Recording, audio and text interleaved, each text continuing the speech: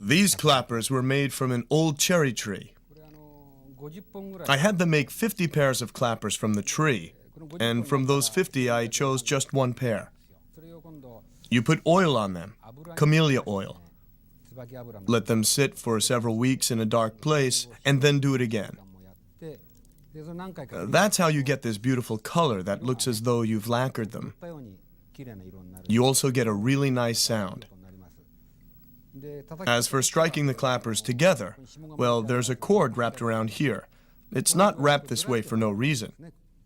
You splay them like this and then strike them together. For a really nice sound, 3 parts of the strength goes to your left hand and 7 to your right. Here we go. I wanna fuck you hard on the face. After that, give me something to drink. Step back, kick the funk on the mix. I'm your damn, what would you roll me, thing? ったく、で何が見えるのよ。 That's the sound.